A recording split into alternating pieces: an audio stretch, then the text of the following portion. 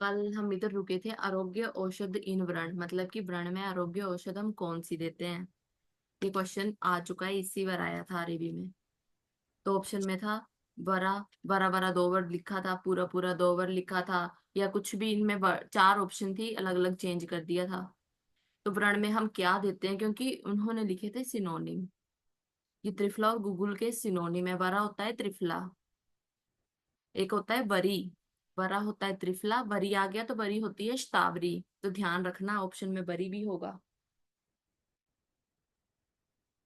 ठीक है, बरा हो गया त्रिफला, बरी होगी शतावरी। तो इधर था कि ब्रांड में हम कौन सी आरोग्य औषध देते हैं, तो पूरा एंड बरा। पूरा एंड बरा ही याद रखना, ऐसे ही क्वेश्चन आया था। इनके सिनोनिम कर लेना लर्न, कि बरा होता है त्रिफला, पूरा होता है गुगलू। ठीक है। उसके बाद है हमारा अंजलि प्रमाण। पित्त का पूछा था, तो कफ का भी, पित्त कफ का दोनों लिख दिया। प से पित्त, प से 5। पुरीश भी प से होता है, बट उसका 7 होता है, ध्यान रखना। पित्त का अंजलि प्रमाण कितना है, 5। कफ का कितना होता है, 6। बाकी सारे क्रिया शरीर में करा दिए, उनको इधर एक साथ लिख लेना। उसके बाद एरिथ्रोसाइट मैच्योरेशन फैक्टर कौन सा होता है, किसको कहते हैं हम, तो विटामिन B12। क्या होता है हमारा इरिथ्रोसाइट मैच्योरेशन फैक्टर। अब उसके बाद पूछा था कि विष का कौन सा गुण चरक ने माना है। तो उधर गुण लिखे होंगे 4 5, मतलब कि मान लो ऐसे गुरु लघु कुछ जो गुण नहीं हो, वो वाले। तो वो लिख दिए, और साथ में लिख दिए अनिर्देशीय। तो चरक ने कौन सा, 10 10 दोनों ने माने हैं विष के गुण। सुश्रुत ने 10, चरक ने 10, भागवत ने 11। ठीक है। तो चरक ने कौन सा माना है, बाकी तो आते ही देते हैं, जैसे लघु रुक्ष वैसे वाले। बट जो अलग से माना हुआ है, जो किसी ने नहीं माना, जो सिर्फ और सिर्फ चरक ने माना है, वो क्या है हमारा, अनिर्देशीय गुण। ये चरक का है। और जो सिर्फ और सिर्फ सुश्रुत ने माना है, वो कौन सा है, अपाकी। ठीक है, ऐसे पूछ सकता है कि बताओ 10 के 10 गुण हैं, तो सुश्रुत ने अलग कौन सा माना है, चरक ने अलग कौन सा माना है, भागवत के 2 अलग से कौन से हैं। चरक का है अनिर्देश, सुश्रुत का है अपाकी, और भागवत का है अव्यक्त और विषम पाकी। उसके बाद सर्पदंश के भेद पूछे हैं सुश्रुत के। ठीक है। और ये क्वेश्चन जो सुश्रुत वाला है, ये हरियाणा PSC में पूछा था, जो 2010 में हुई थी। सर्पदंश देखो, सर्प भेद अलग होता है और सर्पदंश अलग होता है। सर्प भेद मतलब कि सांप कितने तरह का है, ये दंश है, काटने वाला, दंश करने वाला। ठीक है। तो सर्प दंश के सुश्रुत ने 3 माने हैं, चरक और भागवत के हैं 5, क्योंकि सर्प भेद अलग है। सर्प भेद चरक के 3 हो जाएंगे, सुश्रुत के 5 हो जाते हैं। ठीक है। सर्प दंश, दंश कितने हैं, सुश्रुत के 3, चरक और भागवत के कितने हैं, 5। अब क्वेश्चन है कि गुगलों को गौमूत्र के साथ किन ऋतुओं में प्रयोग किया जाता है, या इन ऋतुओं में गुगलू को किसके साथ हम यूज करते हैं। तो हेमंत और शिशिर ऋतु में हमने जो गुगल है उसको गौमूत्र के साथ यूज करना है। अब उसके बाद मैंने तुम्हें बोला था ना, कराऊंगी द्रव्य का, ऐसे समझ नहीं आएगा। अभी इधर बता देती हूँ, 512 है क्या। जैसे हम रस कितने होते हैं हमारे, 6। पहले हम लिखते हैं मधुर, अमल, इधर लिख दिया ना, मधुर, अमल, लवण, कटु, तिक्त, कषाय। कटु, तिक्त और क्षाय। क्वेश्चन था कि बताओ गुरुची का क्या रस होता है। तो हम कुछ कोड्स बनाएंगे कि 512 वाली ड्रग्स में क्या क्या आएगा, 432 में कौन से आएंगे, वो उसकी ट्रिक्स अलग बनाएंगे, 612 में कौन से आएंगे, 531 में कौन से आएंगे। वो एक ट्रिक के साथ हमारी जो 200+ ड्रग्स हो जाती हैं, अलग अलग से याद करने की जरूरत नहीं रहती, और अलग से याद होता भी नहीं है। तो अब देखो, मधुर, अमल, लवण, कटु, तिक्त। तिक्त हमारा कितने नंबर पे आया, 5वें नंबर का रस है, मतलब कि गुडूची का रस क्या होगा हमारा? तिक्त। ठीक है। उसके बाद है विपाक और फिर होता है वीर्य। विपाक कौन कौन से होते हैं? मधुर विपाक, अमल विपाक और कटु विपाक।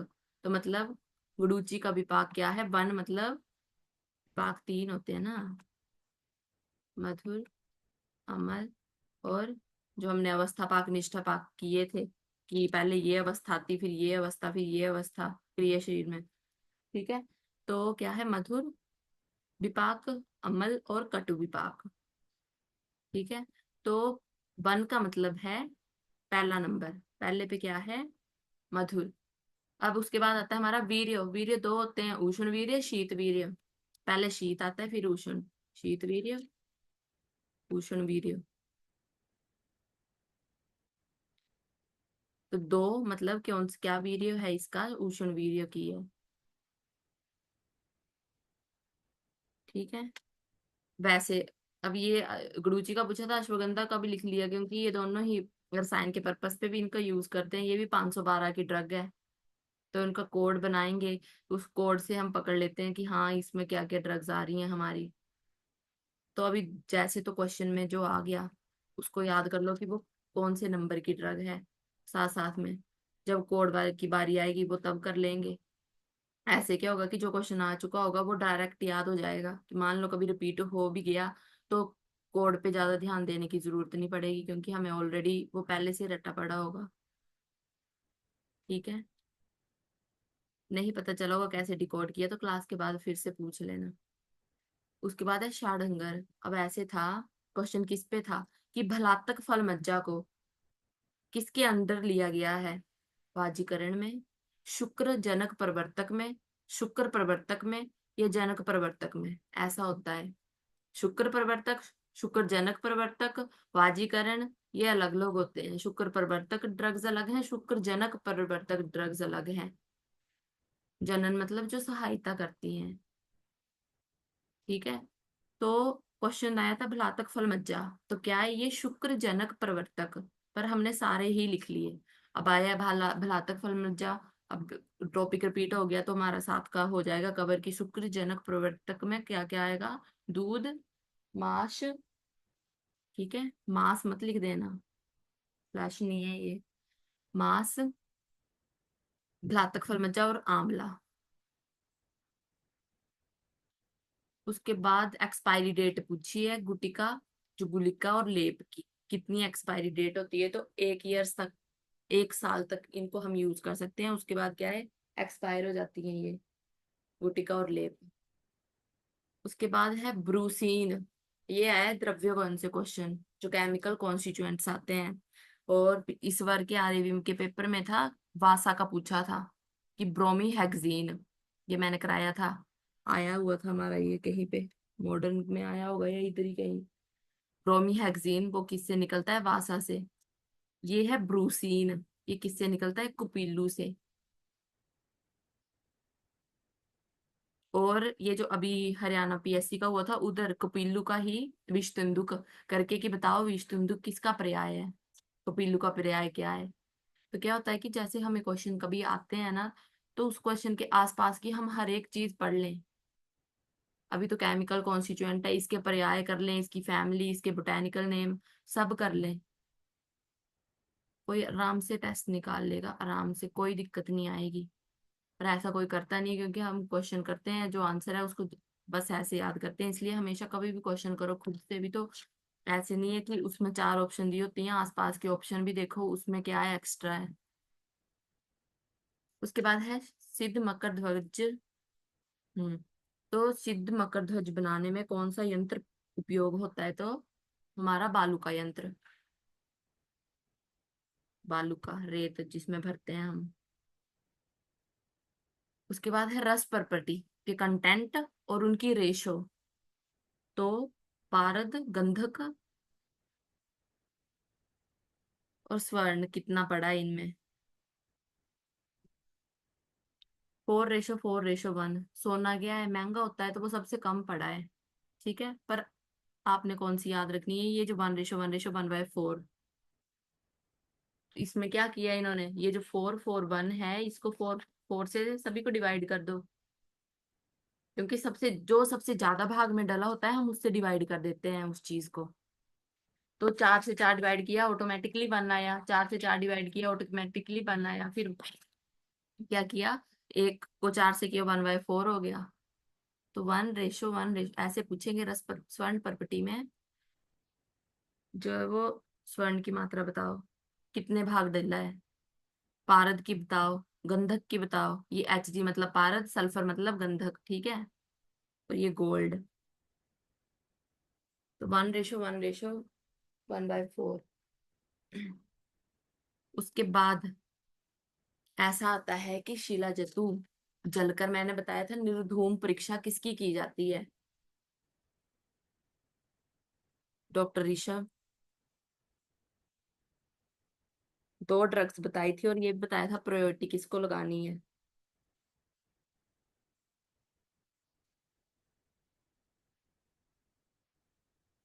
अवरीति,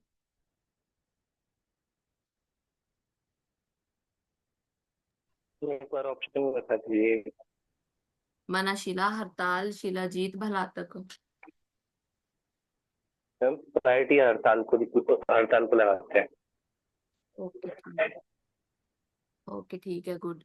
नहीं पता चले न तो बोल दिया करो, ऑप्शन दे दिया करूंगी, क्योंकि हमें क्या मतलब हमारा है आंसर निकालने से, हमें उधर थ्योरी नहीं लिखनी कि कुछ ऐसा छूट गया, कुछ ऐसा, कई बार ऑप्शन से भी याद आ जाता है। तो चलो ऑप्शन दे दिया करूंगी, अभी आदत नहीं है ना। तो ये वो है कि शिला जतु जलकर कैसा शेप आती है उसकी, कैसा, वो लिंगाकार, ठीक है। ये इसकी बेस्ट परीक्षा होती है कि शिला जीतू अच्छा ये हो रहा है। तो शिला जीतू जलकर कैसा हो जाता है, लिंगाकार शेप का। उसके बाद भागवत ने अरुणशिका में मलात्यादि तेल दिया है। अब इसमें 3 तरह से क्वेश्चन आएगा। मलात्यादि तेल किस में दिया जाता है, मलात्यादि तेल किसने दिया है, किस में दिया जाता है, अरुणशिका में दिया जाता है। और शायद ये क्वेश्चन जब किया था तो ऑप्शन में अरुणशिका था ही नहीं। उधर 3 ऑप्शन में था कि मलात्यादि तेल हम देते हैं वात रक्त वात व्याधि, और एक और था, और एक था नन ऑफ द अब तो आंसर लगा था नन ऑफ द अब। ये मुझे इसलिए याद है क्योंकि मेरा बहुत बार गलत हुआ था, कि मुझे था कि पूछा होगा तो किसी न किसी में यूज हुआ होगा, इसलिए ढूंढ के लिख दिया था कि भागवत ने अरुणशिका में मलात्यादि तेल का उपयोग किया है। ठीक है, तो जरूरी नहीं है कि ऑप्शन 3 दिए तो हो ही, एक चौथी ऑप्शन नन ऑफ द अब भी होता है। सो सारी ऑप्शन पढ़नी है, चाहे क्वेश्चन कितना ही आसान क्यों ना हो। अब उसके बाद है ह्यूमन प्लेसेंटल एक्सट्रैक्ट कंटेन। जो ह्यूमन प्लेसेंटा है वो क्या कंटेन करता है, तो इस्ट्रायोल। अब इस्ट्रायोल ऑप्शन में होगा, और इस्ट्राडोल, एक ESTDRI, एक सेम सेम है, 2 वर्ड ऐसे, तो याद रखना ये इस्ट्राड्रोल नहीं है, इस्ट्रियोल है। ह्यूमन प्लेसेंटा इस्ट्रियोल कंटेन करता है। ये हमारा हो गया स्वर्ण वाला, वही है, ये रिपीट पे आया होगा शायद क्वेश्चन तब लिखा है। अब है अभ्रक किन किन चीजों में पाया जाता है, तो ये याद कर लो प्रिपरेशन, क्योंकि जब रस शास्त्र करेंगे, महारस उपरस जो भी आएगा, तो उनमें हम कुछ ड्रग्स लर्न करते हैं कि बताओ अभ्रक की कुछ प्रिपरेशंस बताओ जिनमें अभ्रक जो है वो डला हुआ है। पंचामृत प्रॉपर्टी तो अपने आप में इंपॉर्टेंट है विद कंटेंट। इसका इजी है याद करना, कोड से करेंगे, जीपी ला तो ऑप्शन है, कोड बनता है वो तब करे कराऊंगी मैं। ठीक है, तो पंचामृत पर्पटी में अभ्रक पड़ा है, मृत्युंजय रस में अभ्रक पड़ा है, वसंत कुसुमाकर में अभ्रक पड़ा है। तीनों ही all of the above option दे दिया तो पता होगा कि हाँ तीनों में ही पड़ा है। अगर ये वाली ऑप्शन आई तो सीधा ऑल ऑफ द अबव लगा सकते हो, नहीं तो कंफ्यूजन ही रहेगी, पता नहीं किस में पड़ा होगा किस में नहीं पड़ा होगा। तो जो जो तो क्वेश्चन में आ चुका है वो नहीं हम छोड़ेंगे, बाकी जो आएगा बाहर से आ गया वो हमारे हाथ में नहीं होता। क्योंकि प्रिपरेशन अब कितनी ड्रग्स हैं, अभ्रक है, गंधक है, स्वर्ण है, कितने ज्यादा रतन है, कितने ज्यादा हमारे ये हैं, उपरस महारस ये हैं, 8 8, इन सभी का करने बैठो कभी नहीं याद होते। MD रस शास्त्र को भी नहीं होंगे याद। तो जो जो हमारा क्वेश्चन आया है हम उसके आसपास की सारा ही, अभी मैं मान लो कोई एक आया होगा, अब साथ में इंपॉर्टेंट वाली लिख दी है तो ये याद कर लेना। तो अभ्रक में क्या, अभ्रक किन किन में डला होता है? पंचामृत में भी डला होता है, मृत्युंजय में भी डला होता है, और बसंत कुसुमाकर में। मान लो क्वेश्चन उल्टा आ गया कि मृत्युंजय रस में निम्न में से क्या पड़ा होता है? अभ्रक। कुछ और तीन रख दे दी जो नहीं डली होंगी। अब ये पता होगा कि हमने अभ्रक की तीन पढ़ी थी, तो चाहे आंसर से क्वेश्चन बन जाए चाहे क्वेश्चन से आंसर बन जाए, हमें दोनों तरफ से याद होगा। उसके बाद है विश्वामित्र कपाल को क्या कहते हैं? तो नारिकेल कपाल को विश्वामित्र कपाल कहते हैं। ये भी रस शास्त्र से है। विश्वामित्र कपाल को, जो नारिकेल कपाल है उसको विश्वामित्र कपाल कहते हैं। ठीक है। उसके बाद आयोडीन वैल्यू इज यूज्ड, हाँ एक हम पढ़ते हैं ना स्टैंडर्डाइजेशन, भेषज कल्पना में आती है कि आयोडीन की जो वैल्यू है उसकी स्टैंडर्डाइजेशन किसके अंडर आती है? गैसेस में आती है, ऑयल प्रिपरेशन में आती है, या सोल्ट प्रिपरेशन में आती है? तो जो आयोडीन है, iodine value is used standardization of oil preparation के अंडर आती है ये हमें। उसके बाद है कर्पूर गंधी शिलाजतु का रासायनिक नाम क्या है? रसशास्त्र में कितने प्रकार के शिलाजीत बताए गए हैं वृति?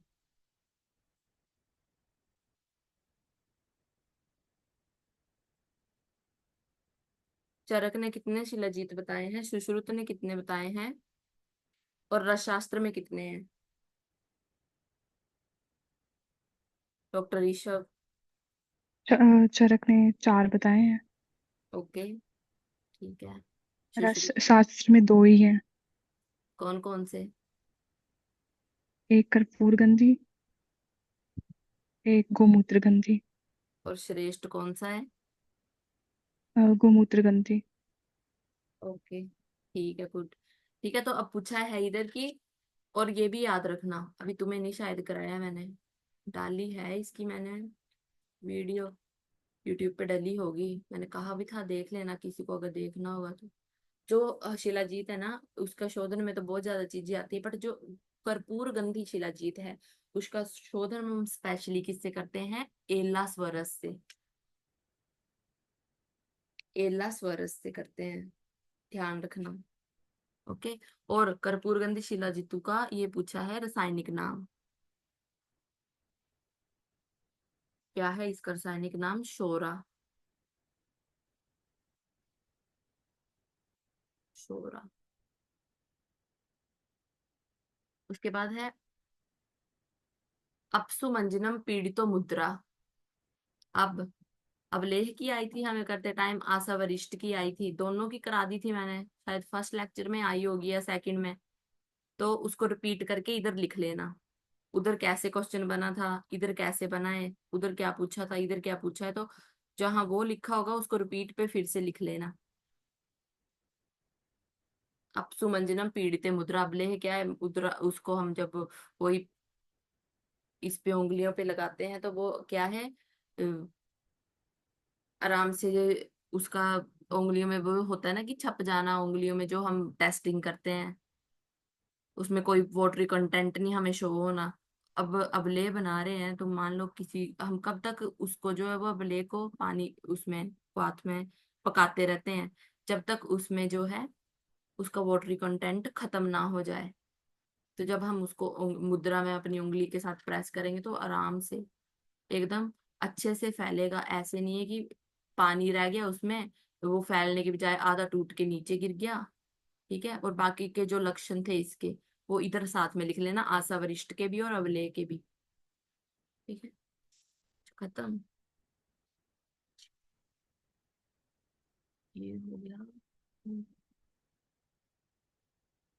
साथ में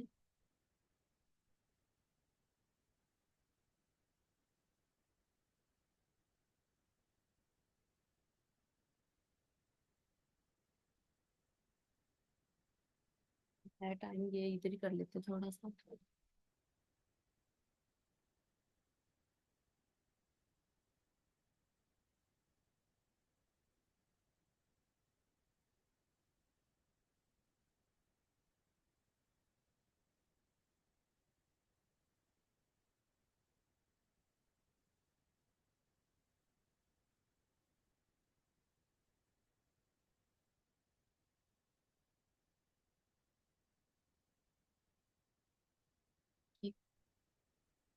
इधर से कोई क्वेश्चन आया था ना तुम्हें कराते टाइम। पदार्थ का टॉपिक है, क्या था वो, तंत्र गुण से था।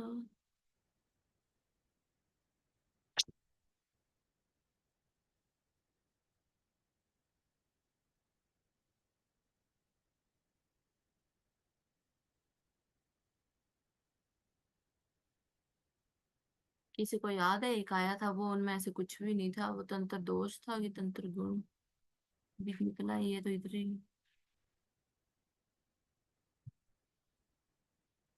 व्याहत था ना शायद, कि वो क्या है, पर वो वहां से कुछ भी नहीं था, वो हमारा तंत्र दोष था। चलो जब आएगा देख लेना, क्वेश्चन आया था ना कराते टाइम, मुझे याद तो आ रहा है। ठीक है, तो इसके चैप्टर्स के नाम कर लिए होंगे लर्न।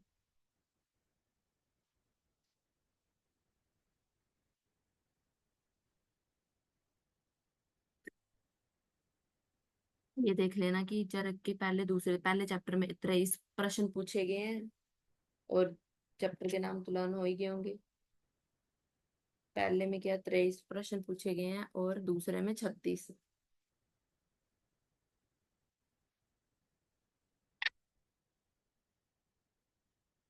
और ये विकृति विज्ञान किसमें, बाकी स्थान मैंने लिखा दिए थे। अब धातु भेद से पुरुष के प्रकार। ठीक, तो एक धातुज पुरुष जिसको हम शुद्ध पुरुष भी कहते हैं। पहले तो क्वेश्चन इधर ही बन जाएगा कि शुद्ध पुरुष किसको कहते हैं, षड धातु पुरुष को, चतुर्विंशति पुरुष को, एक धातु पुरुष को। तो किसको कहते हैं, एक धातु पुरुष को शुद्ध पुरुष कहते हैं। चेतना धातु रप्य के समृता पुरुष संज्ञक, केवल आत्मा को एक धातुज पुरुष कहते हैं। और एक धातुज पुरुष का वर्णन किसने किया है, आचार्य चरक ने। ठीक है, द्विधातुज पुरुष में क्या क्या आता है, एक है क्षेत्र, एक है क्षेत्रज्ञ, एक है सौम्य, एक आग्नेय, मतलब दो चीजें। अब क्षेत्र क्या होता है कि क्षेत्रज्ञ क्या होता है, क्षेत्र होता है हमारा शरीर, और क्षेत्रज्ञ होता है उसमें रहने वाली आत्मा। ध्यान देना, इस पे भी क्वेश्चन सिंपल ही बनते हैं क्वेश्चन तो, उनमें ही हम कंफ्यूज हो जाते हैं। ऐसे पूछेगा बताओ क्षेत्र क्या है, आत्मा, शरीर, मन। तो क्षेत्र है शरीर, क्षेत्रज्ञ है उसमें रहने वाली आत्मा। उसके बाद त्रिधातुज पुरुष, तो त्रिदंडात्मक पुरुष, इसमें क्या क्या आते हैं त्रिधातुज पुरुष में, त्रिदंडात्मक पुरुष आता है, त्रिगुणात्मक पुरुष आता है, त्रिदोषात्मक। तो त्रिदंड हमें पता है क्या क्या होते हैं, सत्वात्मा शरीर, त्रिगुण सत्व रजतम, और त्रिदोष क्या होते हैं, वात पित्त कफ। कुछ नया नहीं लिखा है, पुरुष पुरुष साथ में लगा दिए, त्रिदंड त्रिगुण त्रिदोष, वो है ये, क्या है ये। उसके बाद है षड्धातुज पुरुष, जिसको हम चिकित्सीय पुरुष भी कहते हैं, कर्म पुरुष भी कहते हैं, और अधिकरण पुरुष भी कहते हैं। तो इस पे ध्यान रखना, ठीक है, कि षड्धातुज पुरुष, चिकित्सीय पुरुष, कर्म पुरुष, अधिकरण पुरुष, ये क्या है, हमारे पर्याय हैं एक दूसरे के। अब क्वेश्चन बना हुआ है बुक में कि अ, हाँ, चिकित्सीय पुरुष कि एक मिनट। हाँ, चिकित्सीय पुरुष पे बना है क्वेश्चन, कि वो बताओ षड्धातुज पुरुष है, चतुर्विंशति पुरुष है, ये वाला चतुर्विंशति, ठीक है, बोथ है कि नन ऑफ द अबव। तो उधर आंसर बोथ लगा है। ऐसा क्यों, क्योंकि जब चरक सूत्र 25 पढ़ते हैं, तो जो राशि पुरुष है, जो हमारा चतुर्विंशति पुरुष है, उसको चिकित्सीय पुरुष की भी संज्ञा वहां दी गई है। आंसर लगना चाहिए हमारा शारीर से, क्योंकि सुश्रुत ने भी यही माना है, सुश्रुते शारीर श्रेष्ठ, जैसे हम पढ़ते हैं, जो जिस स्थान में जो श्रेष्ठ है उसका आंसर हिट होता है। पर वहां पे आंसर बोथ लगा है। तो ढूंढने पर यह मिला है कि चरक सूत्र 25 में राशि पुरुष को चिकित्सीय पुरुष, कर्म पुरुष दोनों की संज्ञा दी गई है, इसलिए वहां पे आंसर बोथ लगा है। अगर ऐसा क्वेश्चन कभी रिपीट हो रहा है, बोथ आंसर है, तो बिना कुछ सोचे बोथ लगा देना। क्योंकि आजकल क्या होता है, एग्जामिनर ज्यादा ये इसमें नहीं पड़ता है, उसको क्वेश्चन मिल गया कि इसमें बच्चा फंस सकता है, वो सीधे का सीधा डालता है। फिर चाहे तुम क्वेश्चन चैलेंज करो, चाहे तुम रेफरेंस उसको दे दो, वो सिर्फ पैसे खाते हैं कि बच्चा चैलेंज के लिए भरेगा, क्योंकि एक क्वेश्चन भरने के लिए 200 रुपया लग जाता है और होता कुछ भी नहीं है। जो तुम्हारा सही आंसर है, उन्होंने जो आंसर दे दिया वही होता है, इसलिए तो क्वेश्चन चैलेंज करना सबसे बड़ी बेवकूफी है, वो कभी नहीं एक्सेप्ट करते उस चीज को। ठीक है, तो बता दिया कि कभी तुम्हें क्वेश्चन मान लो कभी टकर गया, कभी किसी कोई तुमने टेस्ट सीरीज कभी ज्वाइन कर ली, वहां पे आ गया कि वहां लगा हो, तो मैंने तुम्हें रेफरेंस भी बता दिया। ओके। तो और याद कर लेना ये क्या क्या है इनके पर्याय, और उसके बाद षड्धातुज क्या क्या है। पंचभूत शरीरी समवाय, पंच महाभूत आ जाएंगे और शरीर आ जाएगा, शरीरी, ये है। ठीक है। अब इनमें पता होनी चाहिए कितने भाव हैं, पंच महाभूत और ये शरीरी जो आत्मज भाव है, कितने कितने हैं। पार्थिव है 18, आप्य जल जो भाव है वो है 15। ऐसे कर लेना, आकाश वायु अग्नि जल पृथ्वी लिखते हैं ना हम, इस सीक्वेंस को मत करना। आकाश वायु अग्नि जल पृथ्वी लिखते हैं, पहले 5 लिखा, थोड़ा वैसे ही दिमाग घुमा के 11 याद कर लेना, फिर 5 आ जाएगा, फिर 15 आ जाएगा, और फिर 18। 5 बीच में 11 आ गया, 5 के बीच में, और फिर क्या, फिर से 5 आ जाएगा, 5 के पीछे एक डंडी लग गई, फिर से 5 वाला रिपीट हो गया, वो 15 बन जाएगा, और फिर 18 आ जाएगा। थोड़ा बार बार ऐसे पढ़ोगे ना कि 5 फिर 11 आ गया था, फिर से 5 आ गया, फिर से 5 आ गया, पर उससे पीछे एक डंडी लग गई, वो 15 बन गया, और फिर से 18 आ गया। ऐसे जो है वो याद हो जाएगा। ठीक है, अभी शुरुआत थोड़ी होगी, पर आराम से हो जाएगा। आत्मज भाव है 2, और कुल कितने हो गए, 56, 56। उसके बाद त्रयोदश, अब त्रयोदश, त्रयोदश मतलब 13, इनका वर्णन किसने किया, आचार्य पता होना चाहिए, सुश्रुत ने। और एक कौन था, एक धातुज चरक, ये है सुश्रुत। कहाँ गया? कौन कौन से हैं, दोष धातु मल मूलम ही शरीरम, 3 दोष, 7 धातुएं, 3 मल, वो है। उसके बाद है सप्तदश धातुज पुरुष, का वर्णन किसने किया है, पहले तो आचार्य काश्यप ने। इसने क्या माना है, 5 ज्ञान इंद्रिय, 5 कर्म इंद्रिय, 5 महाभूत, आत्मा तो पहले से हम पढ़ रहे हैं, एक मन जोड़ दिया, 5 कर्म, 5 ज्ञान, 5 महाभूत और एक आत्मा।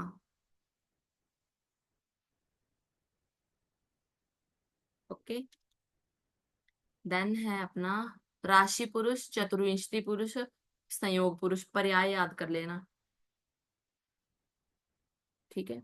अब मान लो तुमसे पर्याय पूछ लिया है और ऑप्शन में बोथ नहीं है, तो पर्याय याद कर लेना, जो जिसका पर्याय है आंसर तब उसी का ही लगेगा। वो तो कई बार क्वेश्चन ऐसे आ जाते हैं, उन्होंने बोथ दे दिया, इंसान का दिमाग घूमेगा ही, वो अल्टीमेटली वो डालते ही ऐसे क्वेश्चन इसलिए हैं कि उसका दिमाग घूम जाए और वो जो पर्याय है वो ही आंसर लगा दे, पर वो होता नहीं है। वो तुम्हें एक्सेप्शन बताई है कि बोथ आंसर आएगा, तब वो हिट कर देना बिना कुछ सोचे। ठीक है। पर वैसे अगर मान लो बोथ आया ही नहीं, तुम बोथ को ही ढूंढने के लिए बैठ गए कि हम तो बोथ ही लगाएंगे, और ये याद ही नहीं रहा कि पर्याय किसका था। पर्याय लर्न कर लेना कि राशि पुरुष क्या है, तो तुम राशि पुरुष को इधर षड धातु पुरुष लगा दोगे, गलत हो जाएगा।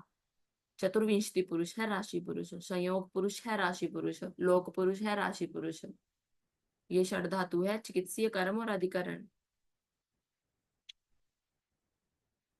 अभी डिफिकल्ट लग रहा होगा या कुछ भी है, टाइम लगता है, पर आराम से याद हो जाएगा, चीलों के अच्छे से पढ़ना। अब चतुर्विंशति में क्या आता है, मतलब चतुर्विंशति 24 तत्व होंगे टोटल। तो अष्ट प्रकृति, अब अष्ट प्रकृति, षोडश विकार, 16 8 कितने हो गए, 24। तो 8 प्रकृति कौन कौन सी है, 16 विकार कौन से हैं, ये पता होना चाहिए। अब अष्ट प्रकृति में है अव्यक्त महान अहंकार और पंच तन्मात्राएं। पहली ऑप्शन ये बनेगी अव्यक्त महान अहंकार पंच महाभूत। दूसरी ऑप्शन ये बनेगी, तीसरी अव्यक्त महान अहंकार पंच इंद्रिय। चौथी बन जाएगी महान अहंकार पंच तन्मात्राएं पंच इंद्रिय। तो किस पे ध्यान देना है, किस पे क्वेश्चन ज्यादा बनने का ये है चांस? पंच तन्मात्राएं पे। तब तन्मात्राएं पता ही नहीं होगा है क्या ये, पंच महाभूत आंसर लगा दोगे। तो ऐसे चार ऑप्शन लिखे होंगे, बताओ निम्न में से 8 प्रकृतियां कौन कौन सी हैं? अव्यक्त महान अहंकार पंच तन्मात्रा। पंच तन्मात्रा है, पंच महाभूत नहीं है, पंच इंद्रिय नहीं है, पंच पंच कुछ भी नहीं है, ओनली पंच तन्मात्रा। अब षोडश विकार में पंच तन्मात्रा, एकादश इंद्रियां हैं और 5 महाभूत हैं। अब ऐसा नहीं है कि तन्मात्रा नीचे डाल दी और महाभूत ऊपर कर दिए। अव्यक्त महान अहंकार पंच तन्मात्राएं इज अष्ट प्रकृति और पंच महाभूत और एकादश इंद्रियां। ठीक है, वो किस में है? हमारे षोडश विकार में। तो षोडश विकार में पंच महाभूत है, अष्ट प्रकृति में पंच तन्मात्रा है। डन। उसके बाद है हमारा पंचविंशति, मतलब 25 पूरे करने हैं। तो 8 प्रकृति वो आ गई, 16 विकार वो आ गए और प्लस एक ऐड कर देंगे आत्मा। और सुश्रुत ने इसे कर्म पुरुष कहा है। अब ये किसका पढ़ा हमने? ये छठ धातु पुरुष, चिकित्सीय पुरुष, कर्म पुरुष। चरक ने जो है चिकित्सीय कर्म पुरुष किसको कहा है? देखो चरक लगा भी है ब्रैकेट में, अब ज्यादा याद हो जाएगा, नीचे का डिफरेंस के साथ लर्न करोगे। चरक का पूछा कि उसने षड धातु पुरुष किसको कहा है, देन आंसर विल बी कर्म पुरुष।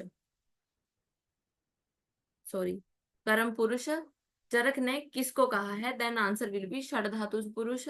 और अगर पूछे कि सुश्रुत ने कर्म पुरुष किसको कहा है, आचार्य ध्यान में रखना है। जैसे वो मैंने उनका बताया था अंजलि परमाणु का, कि सुश्रुत ने उनका वर्णन नहीं किया, उन्होंने दे दिया, बताओ सुश्रुत ने रस का अंजलि प्रमाण क्या दिया है? 10, 9, 8। ठीक है, तो नन ऑफ द अबव है उसका, क्योंकि उसने तो प्रमाण माना ही नहीं। वैसे ये है कि चरक ने षड धातुज पुरुष को कर्म पुरुष माना है, सुश्रुत ने पंचविंशति 25 धातु जो पुरुष है उसको कर्म पुरुष माना है। ठीक है, और ऐसे अंडरलाइन करके साइड में लिख भी लिया करो, क्योंकि अंडरलाइन हमारी पूरी बुक ऐसे ही भर जाती है, साइड में लिखा और रहता है तो याद भी हो जाएगा अच्छे से।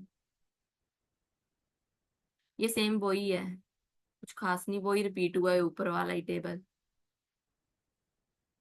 उसके बाद शुक्र शोणित शरीर। अब ये हमारा सुश्रुत शरीर का पहला चैप्टर खत्म हो रहा है। इसमें जो चीजें बची हैं वो मैं तुम्हें लिखाऊंगी कल, तो टाइम खत्म होने वाला है। फिर है शुक्र शोणित शरीर, ये दूसरे चैप्टर के अंडर है, पहले में था, जिसमें भी था चैप्टर वाइज। ये सारा ही हमारा सुश्रुत शरीर के पहले चैप्टर में। अब जो भी चीजें छूटेंगी वो मैं तुम्हें इधर ही लिखा दूंगी।